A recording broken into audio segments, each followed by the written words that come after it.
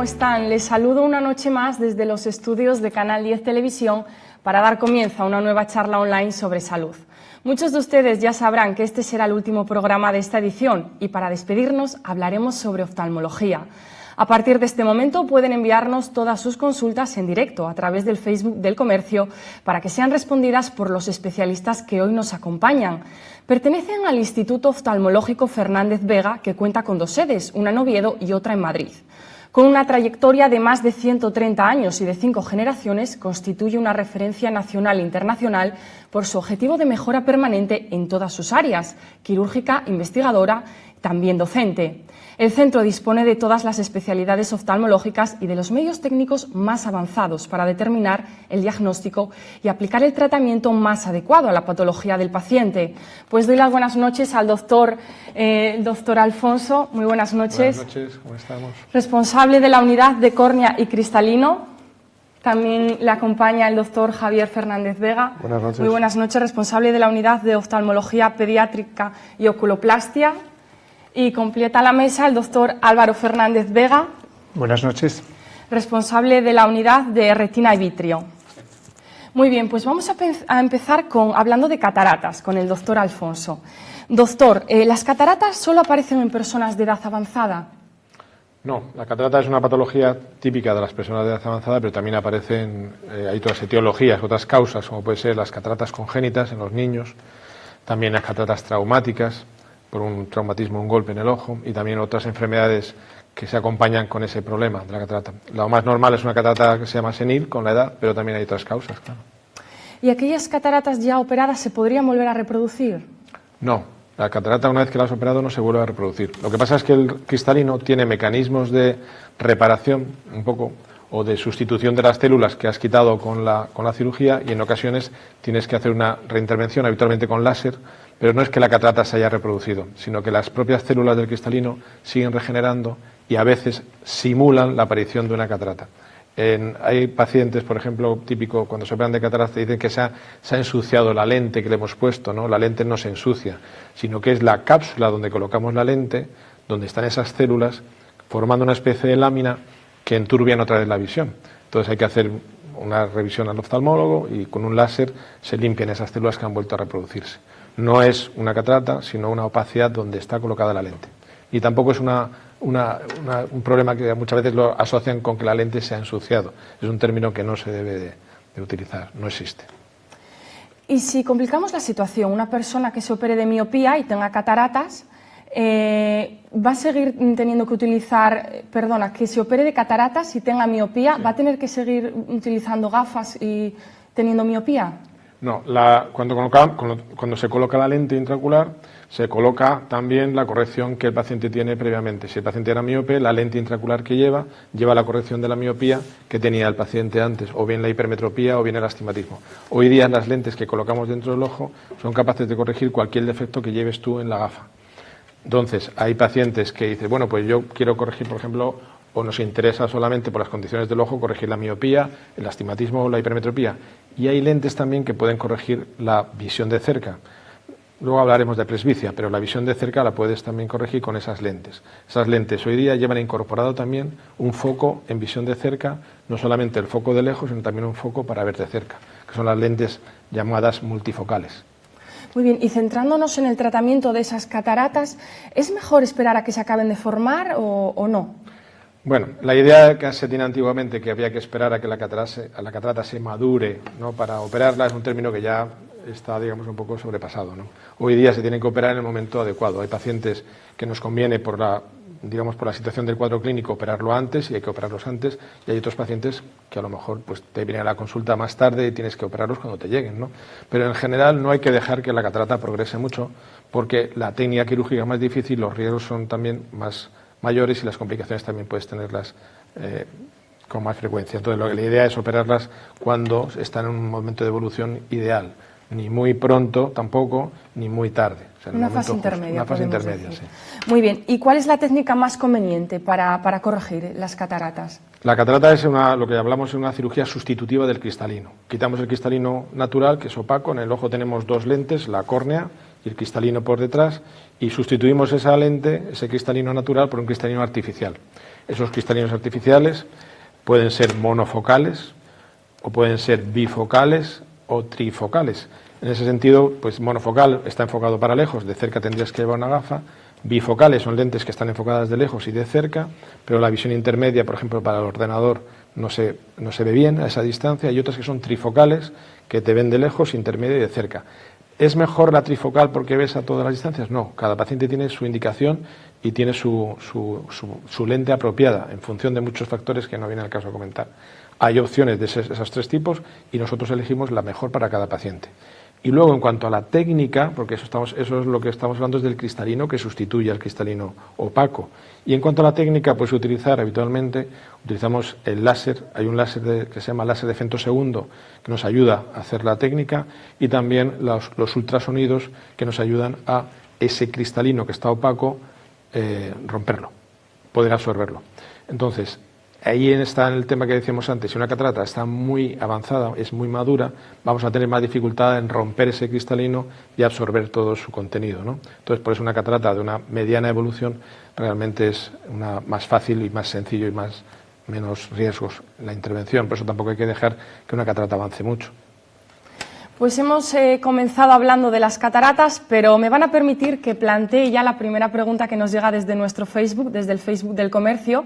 Nos la envía Ana Rodríguez, doctor, y nos dice lo siguiente: ¿puede curarse la tensión ocular? ¿Es normal ver peor de lejos en el ojo que la padece?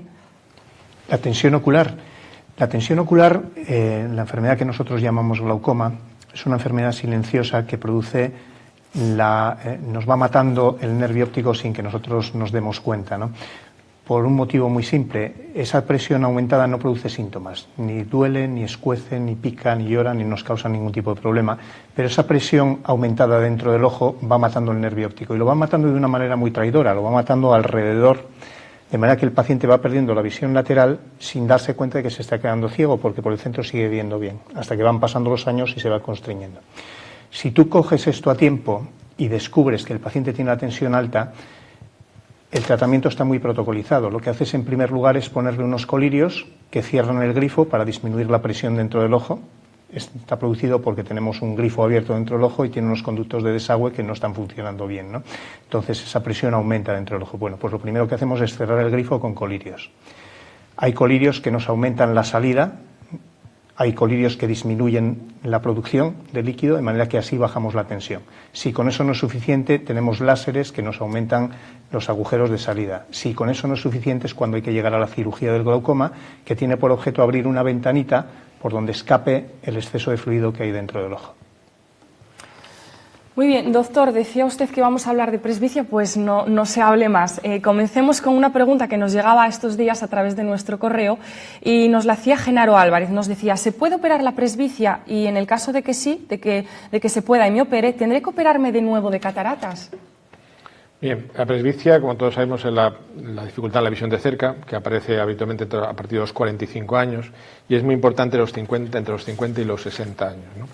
Entonces, un paciente con presbicia, habitualmente, pues lo aconsejamos primero llevar una gafa de cerca o una gafa multifocal, y también se puede operar, efectivamente. ¿Dónde está el origen del problema de la presbicia? En el cristalino. Estábamos hablando antes de las dos lentes que teníamos en el ojo, la lente más externa, que es la córnea, la lente de dentro, que es el cristalino, y ese cristalino no acomoda bien, no empieza a acomodar bien a partir de los 45 o 50 años. Claro, teóricamente, la cirugía de la presbicia sería la sustitución del cristalino. Cirugía que es sustitutiva, igual que parecido a la catarata. La técnica quirúrgica es la misma, por eso estábamos hablando antes de la catarata. Quitas el cristalino. Es como si fuese una evolución distinta de la enfermedad o del problema. Al principio el cristalino no puede enfocar de cerca, luego tampoco puede enfocar de lejos y luego se opacifica. Eso es la catarata. Pero el problema aparece en el mismo sitio, que es el cristalino. Por lo tanto, si tú quieres corregir la presbicia, tienes que ir un poco al origen del problema, que es sustituir al cristalino. ¿Cuándo sustituyes el cristalino? Cuando realmente ese cristalino no tiene esa función de acomodación buena. ¿Cuándo puede ser? Entre los 50 y los 60 años, más cerca, por ejemplo, de los 60 que de los 50. Estamos hablando de unas ideas generales, ¿no? Siempre y cuando solo tengas presbicia. Como el hecho de también quitar la presbicia, de quitar el cristalino, es algo que intentamos demorarlo lo más posible, pues hay ya lentes incluso que se colocan encima del cristalino, sin necesidad de quitarlo para poder corregir esa presbicia. Por lo tanto, en función del grado de presbicia que tengas, de la falta de acomodación que viene dada fundamentalmente por la edad, tendremos que elegir o no hacer nada o introducir dentro del ojo un tipo de lente u otro. Hay gente que también se está operando demasiado pronto, a la hora de, por ejemplo, los 45 años, pues tu cristalino todavía, aunque tenga algo de presbicia, todavía funciona, no tenemos por qué quitarlo. Otra cosa es que tengas una miopía, una hipermetropía o un astigmatismo asociado a la presbicia. Imagínate un paciente de 50 a 60 años que tiene su presbicia y además un defecto de graduación de lejos importante.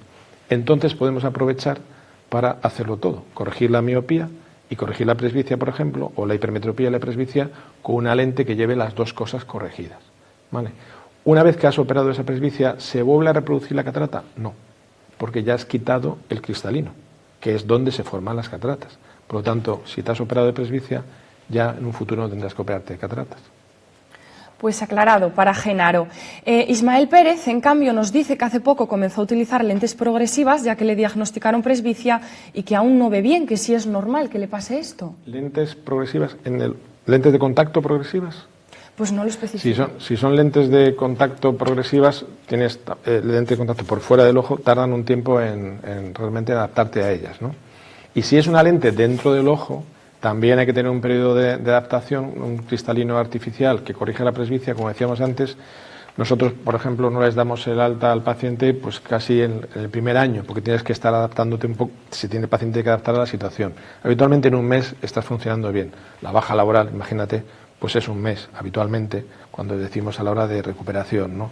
Pero nosotros hasta que no pasan 3 meses, incluso 6 meses, controlamos al paciente. Si lleva operado, por decirte algo, 3 meses, todavía es muy pronto para que se adapte a la situación nueva. Es un cambio importante. Una lente dentro del ojo, si está operado, tardas tiempo en adaptarte. Van mejorando, pero tardan tiempo, pueden tardar tiempo. Pues me gustaría continuar con las preguntas que nos hacen nuestros usuarios, que son la prioridad, ya saben. Laura Alonso nos pregunta, ¿cada cuánto tiempo es recomendable revisar la vista en un niño de 10 años? Y en general, doctor. En un niño de 10 años, normalmente, si ya le hemos diagnosticado algún defecto refractivo, como miopía, hipermetropía, astigmatismo, conviene hacerle una revisión anual, porque están en proceso de crecimiento, de cambios, y la graduación puede cambiar igual que les cambia el resto del cuerpo. Si no tienen ningún tipo de patología, no han hecho sus revisiones, no se han diagnosticado miopía ni ninguna otra cosa, ni hay estrabismo, ni ninguna enfermedad a nivel ocular, con hacerse una revisión cada 2 años es suficiente. Continuemos. ¿Cuándo se debe sospechar de la existencia del queratocono, doctor? Bueno, pues cuando el paciente tiene un defecto de graduación, especialmente el astigmatismo. El astigmatismo es una diferencia de curvatura en la córnea. La córnea tiene que ser como la esfera de un reloj, uniforme. Entonces, si esa curvatura no es uniforme, sino que se deforma en la parte de abajo, aparece mala visión y un astigmatismo. Astigmatismo que nosotros llamamos irregular o asimétrico. Entonces, ese astigmatismo es la primera, digamos, el primer signo, un astigmatismo irregular, un primer signo de la aparición del queratocono. Hay que tener también en presente que ese astigmatismo, por ejemplo, en un niño, un adolescente que se suele frotar mucho los ojos, es un indicativo que también puede tener como base este problema, esta enfermedad. O sea, lo de frotar el ojo, que siempre se dice que no se debe frotar los ojos, pues ni siquiera eso, frotárselos con los codos, que se dice habitualmente, que se decía clásicamente, es porque puede generar una deformidad en la córnea ese frotamiento y puede aparecer un astigmatismo y ese astigmatismo ser el primer signo de un queratocono. Héctor García nos hacía llegar una consulta y nos decía, estaba interesado en preguntarle si ha habido algún avance en la gente que tenemos queratocono para poder operar la miopía. Sí, se asocia con mucha frecuencia el queratocono con la miopía. Entonces, el queratocono, como decíamos antes, es un problema de la córnea, de un adelgazamiento de la córnea. Entonces, si tú tienes un queratocono y además una miopía, puedes corregir las dos cosas. Primero tienes que arreglar el problema de la córnea con los llamados segmentos intracorneales, o la gente lo puede conocer como anillos intracorneales. Esos segmentos o anillos intracorneales lo que hacen es esa deformidad de la córnea, regularizarla, y una vez que ya has corregido el problema corneal, entonces puedes corregir la miopía con una lente dentro del ojo. Una lente que, como también te comentábamos antes, es una lente que va encima del cristalino, que se llaman lentes de contacto intraoculares, ¿no? Entonces tú puedes trabajar primero la córnea, arreglar la enfermedad, que es el problema serio, que es el queratocono, y después corregir la miopía, o bien con gafa, o bien con lente de contacto, o bien con una lente dentro del ojo, pero se puede corregir. María Ángeles González Álvarez quiere saber, nos explica, llevo 4 meses con los ojos algo rojos y llorosos. ¿Puede ser otra cosa que obstrucción en el lagrimal y existe alternativa al quirófano? Sí, el ojo rojo y lloroso puede ser multifactorial, puede ser simplemente una conjuntivitis crónica de tipo alérgico, puede ser algún tipo de alergia a los cosméticos que use, por ejemplo, o puede estar relacionada también con una obstrucción de las vías lagrimales. Si es una conjuntivitis o un problema de superficie ocular, los tratamientos son médicos, no es un tratamiento quirúrgico.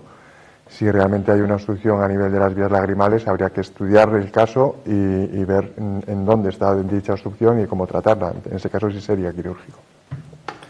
Muy bien. Doctor, cuéntenos, ¿qué es la miopía? Yo me he traído aquí esta prótesis que nos va a servir un poquitín de ayuda, ¿no? Esto es un ojo como nosotros lo vemos, pero verdaderamente si lo abrimos el ojo es como una pelota. Todo el sistema óptico del ojo está planeado para que la imagen quede enfocada atrás del todo, en la retina, que es la parte del fondo del ojo, ¿no? Ahora imaginaros que tenemos la imagen enfocada aquí atrás del todo y el ojo crece hasta aquí. Eso es lo que llamamos un ojo miope, es un ojo que es muy grande. La imagen se ha quedado donde estaba y no ha acompañado en su crecimiento al globo ocular, por lo tanto el paciente la ve desenfocada. ¿Qué tienes que hacer? Colocar una lente, y esas lentes no son aumentos como la gente cree. Lo que hace la gafa es separar los rayos de luz para que la imagen viaje más atrás. Es decir, cuando tú dices que un paciente tiene 6 dioptrías, es que ese ojo mide 6 dioptrías. Si le pones 7, pasas la imagen más atrás y ves peor. Si le pones 4, te quedas corto. Cuando operamos, que es un error muy común, lo que hacemos es esa lente que el paciente tiene que llevar aquí delante, o bien la tallas en la córnea del paciente, o bien se la colocas encima del cristalino, o bien sustituyes su cristalino por esa lente. Pero el ojo sigue siendo igual de miope, es decir, sigue siendo igual de grande que era previamente. Lo que ocurre es que ahora ya no depende de una gafa, porque le has incluido, por así decir, la gafa dentro de su ojo. Eso es la miopía. Pues no podíamos tener una representación más visual. Pero si vamos más allá, ¿qué es un miope magno? Hay determinados miopes, sobre todo los miopes más fuertes, pero no todos, que además de ser un ojo muy grande, en la parte de atrás, en la retina, desarrollan determinadas enfermedades. Pueden desarrollar una enfermedad en la mácula, que es como llamamos al centro de la retina, pueden desarrollar alteraciones que predisponen al desprendimiento de retina y tienen una serie de cambios en el fondo del ojo. Cuando se cumple que tienen esos cambios les llamamos miopía magna o también, más alarmante, miopía progresiva, miopía degenerativa, tiene distintos nombres. Básicamente llamamos miopes magnos a esos pacientes que tienen además alteraciones en el fondo del ojo. ¿Y si ese miope magno se opera, deja de ser miope magno y evita así la ceguera? No, es decir, eso evidentemente si es un miope magno, lo que tú haces cuando le operas, como te explicaba antes, es corregir el que no dependa de una gafa o de una lentilla. Le vas a poner la lente, por ejemplo, dentro del ojo, pero el ojo va a seguir siendo igual de grande y va a seguir teniendo esa predisposición a esas alteraciones miópicas, que tendremos luego que lidiar con ellas si algún día aparecen, ¿no? Doctor, ¿cómo ha ido evolucionando la técnica para llevar a cabo un trasplante de córnea? Bueno, pues sí, ha evolucionado mucho estos últimos años y la córnea, si nos imaginamos la córnea como un sándwich que tiene 3 capas, entonces, o antiguamente, bueno, no antiguamente, porque todavía se hace en muchos sitios y en muchas ocasiones, no en muchos sitios y también en muchas ocasiones, se quita la córnea entera y se sustituye por otra, ¿no? Lo que estamos haciendo hoy día es sustituir la córnea por capas. Hay enfermedades que afectan a la capa más externa, otras que afectan a la capa media y otras que afectan a la capa más interna de la córnea. Entonces nosotros sustituimos esas capas en función del daño que tienen. Por lo tanto, hablamos de trasplantes lamelares. A mí la palabra trasplante, cuando hablo con los pacientes, muchas veces cuando les dices que tienes que hacer un trasplante, pues realmente es una palabra como muy fuerte, ¿no?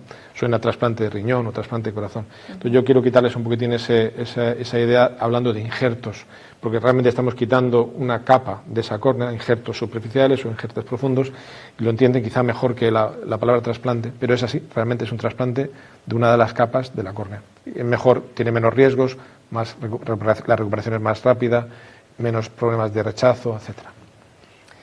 Pues planteábamos anteriormente una pregunta de oftalmología pediátrica. Si vamos más allá y hablamos del ojo vago, que es una de las alteraciones oftalmológicas pues, más frecuentes en la edad pediátrica, ¿es recuperable el ojo vago, doctor? Sí, siempre y cuando se detecte a tiempo. Por eso es muy importante la oftalmología preventiva. A un niño que no se le note ningún tipo de cosa extraña a nivel ocular, hay que llevarlo por primera vez al oftalmólogo a los 3 años, porque el ojo vago tiene la peculiaridad de que no lo detecta el paciente, lo detecta el oftalmólogo. Si se coge a tiempo, con 2-3 años de edad, haciendo oclusiones, con parches, los niños que ven con parches por la calle o en el colegio, porque tienen un ojo vago, graduándoles correctamente, podemos llegar a recuperar la visión hasta valores normales. Pero tenemos un lapso de tiempo donde podemos actuar. Si este niño nos llega ya con 12-14 años de edad a la consulta, cuando ya han detectado un ojo vago, a lo mejor el pediatra o en clase se ha dado cuenta que tapando un ojo y otro ve distinto, ahí ya es muy difícil de recuperar, por no decir imposible. Y si hablamos del estrabismo, doctor, ¿una persona adulta que tenga estrabismo pues se podría operar? Sí. Vamos, de hecho, actualmente la mayor parte de las cirugías de estrabismo que hacemos son en adultos, desgraciadamente, porque hay muy pocos niños en este país. La cirugía de estrabismo en un niño no solo tiene un fin cosmético, tiene un fin también de recuperar la función visual de ese ojo y, en muchos casos, evitar que sea un ojo vago. En un adulto ya tiene una función más cosmética, salvo que sea un estrabismo agudo, por ejemplo, un ictus, por un accidente, por un traumatismo, que les tuerce el ojo y les provoca visión doble. En ese caso ya no sería un tema cosmético, lo que tratamos es de que le desaparezca la visión doble. Pero sí se pueden operar y con muy buenos resultados. Doctor Alfonso, Pablo López quiere saber qué incidencia puede tener en la visión las gafas de realidad aumentada. ¿Incidencia? Nada. O sea, no tiene ninguna repercusión, salvo que no tengas, como decía antes Javier, que no tenga un problema de visión binocular, que a veces no sé si se refiere también a las gafas en 3D o lo que es el cine en 3D, ¿no? Pero en cuanto a la realidad aumentada, nada, eso es perfectamente compatible con una visión normal y no perjudica a lo que es la visión. Y de hecho nosotros, por ejemplo, en el quirófano estamos ahora ya utilizando sistemas de realidad virtual en las cirugías, haciendo en vez de operar con un microscopio, operamos con una pantalla. O sea, realmente se ha conseguido mucho lo que es la visión en relieve, incluso con simuladores de cirugía. ¿Sí? O sea que, no lejos de perjudicar, al contrario. No, es un adelanto tecnológico que realmente no perjudica en ese sentido. Si hablamos de un defecto de refracción, del astigmatismo, ¿cómo se podría corregir? El astigmatismo tiene, primero con gafa, se puede corregir con gafa. Como hablamos antes de la córnea, es una diferencia de curvatura en los meridianos de la córnea. Esa esfera semiesfera que forma la córnea tiene un meridiano más curvo que otro. Lo puedes corregir con una gafa, o lo puedes corregir con una lente de contacto, o lo puedes corregir con cirugía. Y dentro de la cirugía hay varias técnicas. Se puede utilizar con el láser, se puede utilizar el láser, o se te pueden utilizar también lentes intraoculares para corregirlo. Hoy día el astigmatismo, tanto como la miopía o la hipermetropía, se puede corregir perfectamente. Hoy día prácticamente todos los defectos de refracción los puedes corregir quirúrgicamente también. Muy bien, pues vamos a ir tocando varios temas. Doctor, ¿cuáles son las enfermedades más frecuentes de la retina? Las enfermedades depende del rango de edad. Por ejemplo, en gente joven las enfermedades más frecuentes que afectan a la retina son la miopía. La miopía de alto grado que hablábamos antes, la miopía magna, pues puede causar alteraciones a nivel de la mácula, puede causar alteraciones a nivel de la retina periférica y desprendimientos de retina. En el rango de edad por encima de los 60 años, casi todo el mundo ha oído hablar hoy en día de la degeneración macular asociada a la edad, que es una enfermedad que afecta al centro de la visión. No da ciegos, porque la visión lateral la conservan siempre, pero afecta al centro de la visión. Luego, prácticamente a todos los edades nos podemos encontrar la retinopatía diabética. La diabetes es una enfermedad que tiene una gran repercusión a nivel de los ojos, porque es una enfermedad vascular que afecta a los vasos sanguíneos de todo el organismo, pero donde primero empieza suele ser en los ojos, que tenemos unos vasos ahí en la retina muy pequeñitos, y por lo tanto la retinopatía diabética es otra de las grandes enfermedades que afectan a la visión, ¿no? Esas yo creo que son a grandes rasgos las principales causas de consulta ocular que tenemos, ¿no? Detengámonos en la degeneración macular. ¿Qué factores pueden aumentar la probabilidad de que aparezca? Hay varios factores. El primero es la edad, el principal factor de riesgo, porque no se dan en personas menores de 60 años, por lo tanto la edad es el principal factor de riesgo. El segundo, que está claramente demostrado, es el tabaco. Es decir, el tabaquismo aumenta muchísimo el riesgo. Hay factores genéticos que influyen también, que cada vez se van descubriendo más los genes que predisponen a la aparición.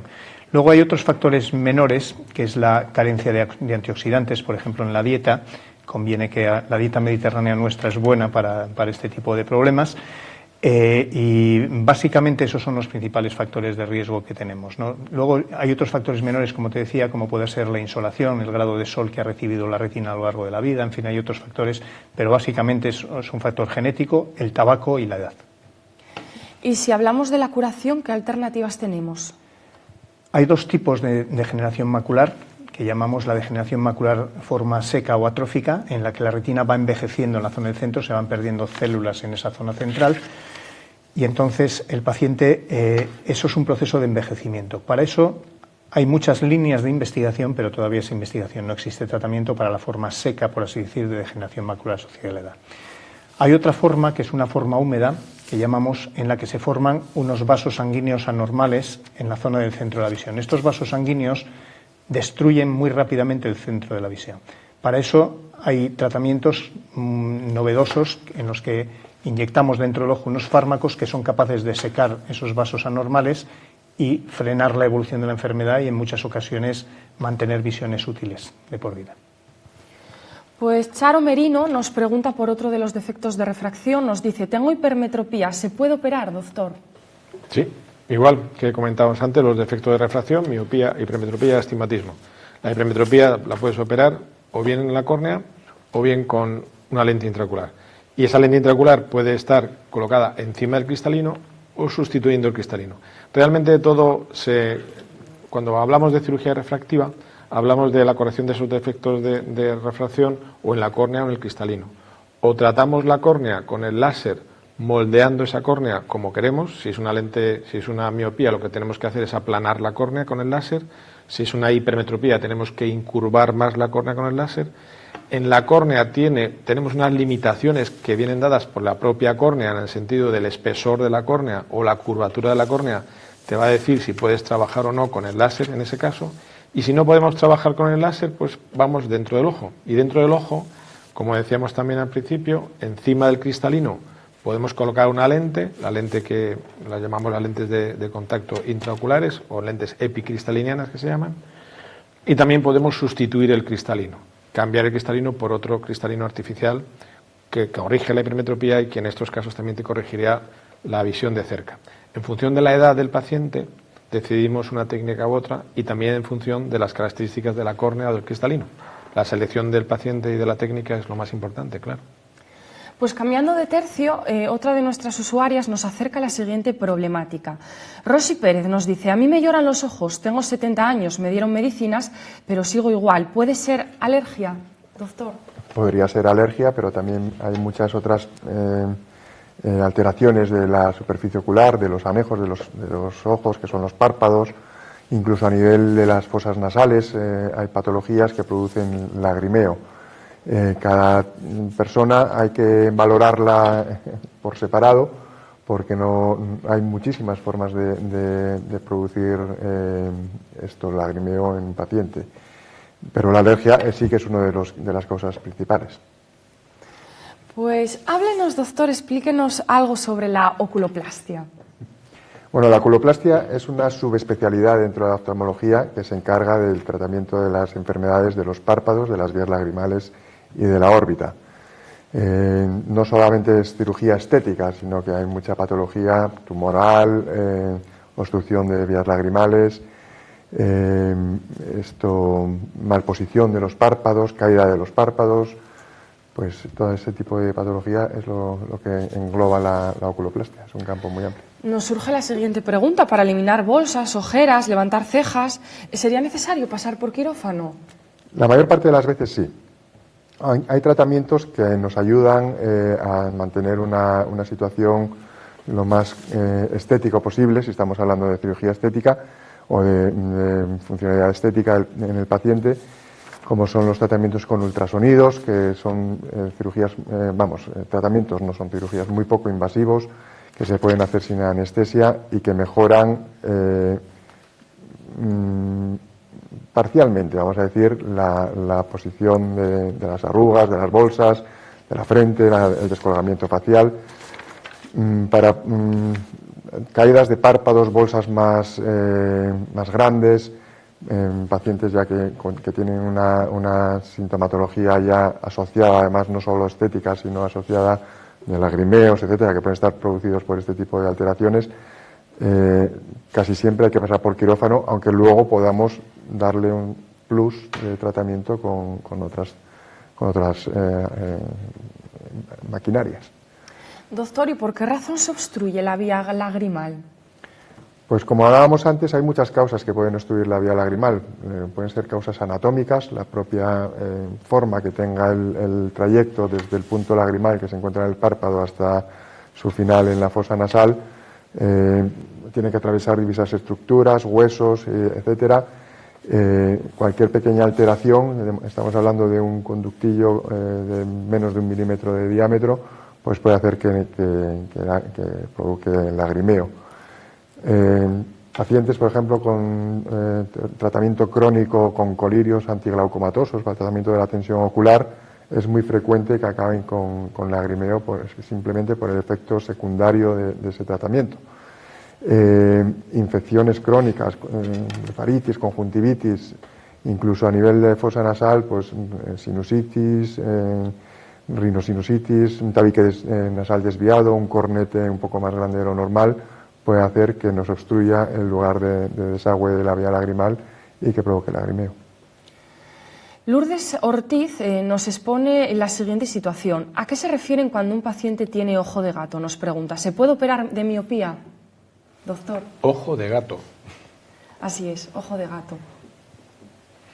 Que puede ser, aparte de una pupila en forma de ojo de gato. La pupila, nosotros hablamos de pupilas en ojo de gato, precisamente es cuando tenemos la pupila deformada. Si tú tienes una pupila deformada, la pupila, como todos sabemos, tiene que ser circular en el centro del sistema del eje visual, y si está deformada esa pupila, se puede realmente también operar, claro. Hay veces que incluso se puede reconstruir esa pupila, se puede hacer, hay técnicas de reconstrucción de la pupila y también operar cualquier cosa, aunque tengas la pupila deformada, que yo interpreto que es eso, se podría operar también si fuese necesario, ¿sí?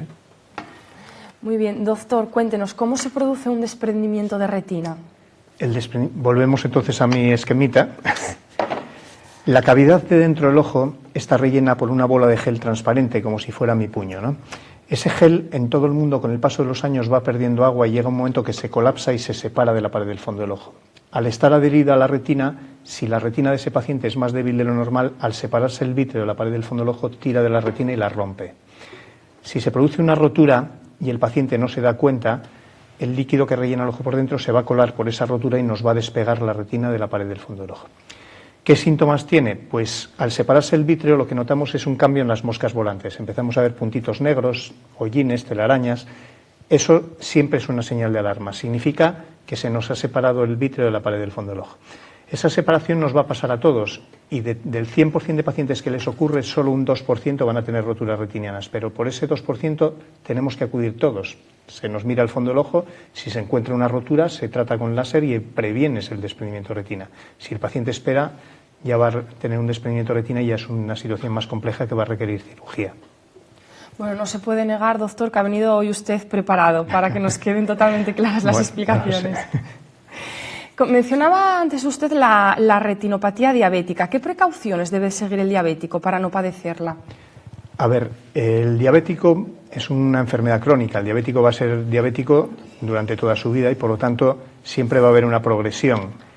Y es cuestión de tiempo que la retinopatía aparezca. Pero esa retinopatía puede ser muy limitada y dar muy pocos problemas o ir como un tiro a tener problemas oculares muy serios, dependiendo de lo que el paciente verdaderamente haga. Entonces hay 5 o 6 factores que el paciente tiene que seguir a rajatabla. El primero es el control estricto del azúcar. Debe conocer lo que es la hemoglobina glicosilada, que es una analítica que nos indica la media de control de los últimos 3 meses y debe estar muy bien la hemoglobina glicosilada. La tensión arterial es clave, los lípidos sanguíneos, el colesterol y los triglicéridos. Debe hacer ejercicio de forma moderada, que no sobrecargue el corazón, pero debe caminar a diario, por ejemplo, los pacientes diabéticos. Debe mantenerse tipo fino, el diabético no debe coger peso, porque la obesidad es uno de los problemas serios que se asocian con la diabetes. Si es en roncador, debe hacerse un estudio de apnea nocturna, porque bueno, hay roncadores que hacen pausas durante el ronquido y durante esas pausas baja la saturación de oxígeno cerebral, nos agrava la retinopatía, de manera que si es roncador debe hacerse un estudio y si tiene una apnea corregirla. Básicamente esos son por supuesto el tabaco está totalmente prohibido para los diabéticos. Esos factores son claves. Si los sigue de esa manera, sobre todo el control estricto del azúcar, puede hacer que pase toda su vida sin llegar a tener problemas oculares serios. Doctor, me voy con usted para preguntarle, ¿usted reconstruye ojos que han padecido graves enfermedades, como por ejemplo tumores? Bueno, más que ojos, los párpados. Sí, hay la cirugía, la oculoplastia, se llama también cirugía reconstructiva de los anejos oculares. Cuando un paciente presenta un tumor a nivel palpebral, lo ideal es quitar ese tumor y sobre la marcha reconstruir el párpado. Muchas veces se puede reconstruir de forma directa o a veces necesitamos el uso de injertos de piel, de cartílagos o de materiales autólogos o heterólogos para poder darle forma y consistencia a esas estructuras que son muy importantes. Un ojo sin párpados no tendría viabilidad, se quedaría ciego. Entonces, aunque los oftalmólogos suelen separar los párpados porque les molesta, tienen que estar ahí. Muy bien, pues no podíamos dejar de tratar el glaucoma en esta charla de oftalmología, ¿verdad? Doctor, ¿por qué se considera el glaucoma como una enfermedad silenciosa? Bueno, al principio ya he explicado un poquito la enfermedad en sí. El ojo es como una pelota que está inflada por un líquido que producimos continuamente, ¿no? Y ese líquido, como si tuviéramos un grifo abierto, tiene unos conductos de desagüe. Si el desagüe no funciona bien, como el grifo está abierto y no funciona la salida, la presión dentro del ojo va a aumentar. Esa presión no produce síntomas. El paciente no nota absolutamente nada si la tiene alta, pero le va matando el nervio óptico y se lo va matando alrededor, de manera que el paciente pierde la visión lateral, pero va conservando el centro, hasta que de repente se quedan ciegos. Es una enfermedad silenciosa porque nos deja ciegos sin que el paciente se dé cuenta. Es por eso que la prevención es clave y es por eso que el paciente tiene que hacerse revisiones periódicas de los ojos para descartar que no haya un glaucoma que le esté dejando ciego sin que el paciente se dé cuenta. Precisamente a colación del glaucoma nos dice Sonsoles, ¿hay alguna manera de detectar el glaucoma o algún síntoma? ¿Hasta qué punto es hereditario? El glaucoma tiene un componente hereditario, cada vez se van conociendo más los genes que lo derivan, de manera que si hay antecedentes familiares de glaucoma, esta prevención que decimos se debe hacer más a menudo todavía. Me preguntaba si había algún síntoma que sí, nos indicara. No hay ningún síntoma. Es decir, por eso la única prevención que podemos hacer es ir a acudir periódicamente al oftalmólogo y que él nos tome la tensión y ver que no está la presión aumentada. Muy bien. Doctor Alfonso, le voy a hacer una pregunta que puede ser un temor que compartan pues muchos de nuestros seguidores. ¿Se tiene que tener miedo al uso del colirio, de los colirios? Bueno, miedo no. Lo que pasa es que no hay que utilizarlos indiscriminadamente, claro. Los colirios tienen una función determinada que los tiene que prescribir un oftalmólogo y se tienen que utilizar cuando se tienen que utilizar. Hay muchos colirios, como te puedes imaginar, antiinflamatorios, antibióticos, etcétera, que no se deben de poner arbitrariamente o nosotros ir a buscarlo. Habitualmente también, lógicamente, los farmacéuticos colaboran a la hora de dar un colirio tal que no se debe utilizar si no tienes una prescripción por un facultativo, ¿no? por un especialista. Hay algunos colirios que se pueden, por ejemplo, de lágrimas artificiales, que pueden ser, digamos, bueno, que se pueden utilizar también siempre bajo un control, pero bueno, se pueden utilizar más habitualmente. Hay otros colirios que pueden ser estos colirios que son vasoconstrictores para dejar el ojo blanco, muy bonito, etcétera, etcétera, y que pueden tener efectos secundarios a largo plazo si se utilizan de manera continuada. Por lo tanto, no utilizar ningún colirio por propia prescripción, sino preguntando primero.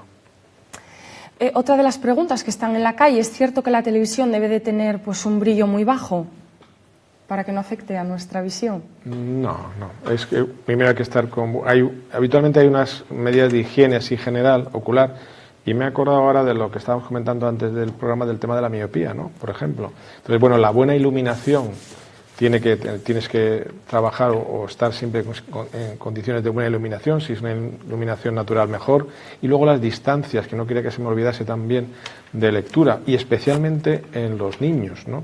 Los niños que tienen mucha tendencia a acercarse las cosas, dentro de su mundo, se acercan las cosas y eso hace que puede progresar, que pueda aparecer y que pueda progresar la miopía. Uno de los factores de que progrese la miopía es precisamente, digamos, la civilización, en el cual estamos todo el día leyendo, continuamente leyendo, o bien el teléfono, todo lo que sea. Entonces estás leyendo. Bien, esa lectura muchas veces no lo podemos dejar de hacer por nuestro trabajo, ordenadores, distancias, etcétera, pero siempre tener una situación cómoda a la hora de trabajar con ordenadores también, y sobre todo en los niños, insistirles que se separen las cosas a la hora de leer. Los niños pequeños, incluso, estamos comentando también antes el tema de los teléfonos. Le damos muchas veces a los niños pequeños un teléfono para dejarlos tranquilos y que estén. Antes se le daba un sonajero, como estamos comentando, y ahora se le da un teléfono para que esté viendo lo que sea, ¿no?, los vídeos. Y se lo acercan mucho, se lo acercan demasiado. De tal manera que tienes que tener como mínimo 30 centímetros de distancia para que eso sea correcto. Entonces, esa es una prevención muy importante a la hora de que la miopía, por ejemplo, que hablábamos antes, no progrese. Hay situaciones en las cuales la miopía va a progresar seguro, en miopías altas, como estábamos hablando antes, en miopías magnas, pero hay otras miopías que dependen mucho de la acomodación y dependen de medidas o de costumbres a la hora de leer y de estudiar, que es buena luz y buena distancia de lectura. Eso es más importante para que no progrese la miopía. Me alegro que vuelva a tocar la miopía, doctor, porque me gustaría hacerle la siguiente pregunta. Dado que la miopía progresa, ¿tiene previsto una operación que solucione esta progresión? No, una operación para que la miopía no progrese, no, al día de hoy. Nunca se puede decir nunca, ni siempre en medicina, pero al día de hoy no. Lo que sí se puede hacer es precisamente lo que estamos hablando, ¿no?, de medidas, de costumbres, a la hora de leer y de buena iluminación y buenas distancias para prevenir que eso progrese. Muy bien, pues se nos va agotando el tiempo. Antes de despedirnos, eso sí, quisiera que los profesionales que nos acompañan hoy pues emitiesen una breve recomendación final a nuestros espectadores. Doctor, por favor, comience. Bien, bueno, en la parte que nos corresponde a nosotros, de que es córnea y cristalino, pensad que hay unas enfermedades de la córnea que tienen que detectarse pronto. Por ejemplo, insistiría yo un poquitín en el tema del queratocono. El queratocono es un problema que cada vez hay más pacientes en este sentido, con este problema, y es porque se asocia muchas veces a frotarse el ojo, alergias que se asocian también, y hacen que el niño se frote el ojo, y eso puede provocarlo, hay que tener cuidado. Y también en lo que es la cirugía del cristalino, estamos hablando de la córnea del cristalino, la cirugía del cristalino, también hoy día los adelantos que tenemos en los cristalinos artificiales son muy importantes, por supuesto. La tecnología nos ayuda mucho, pero también hay que saber indicar en qué caso se debe hacer y en qué caso no se debe de hacer. Por favor. Hombre, yo insistiría que los padres lleven a sus niños al oftalmólogo, aunque no les noten ninguna cosa extraña, como muy tarde, a los 3 años de edad, para descartar que tengan un ojo vago y que luego no sea factible su tratamiento. También recalcar en el tema del lagrimeo, hay muchísimas causas que lo pueden causar, y no decir que a mi amiga le han hecho esta cosa o esta otra y yo quiero que me hagan lo mismo. No, a lo mejor su amiga tiene un problema y ella tiene otro problema completamente distinto.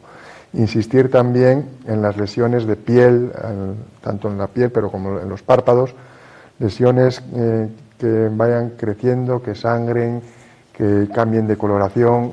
Conviene que las vea un especialista, porque cada vez son más frecuentes por el daño solar la presencia de tumores a nivel de párpados, que si se cogen precozmente tienen un tratamiento muy sencillo, pero si se les deja evolucionar, como hay muchos pacientes que llegan diciendo es que tengo un orzuelo desde hace un año que no se me cura, y no es un orzuelo, es un carcinoma vasocelular que luego hay que hacer una reconstrucción importante del párpado.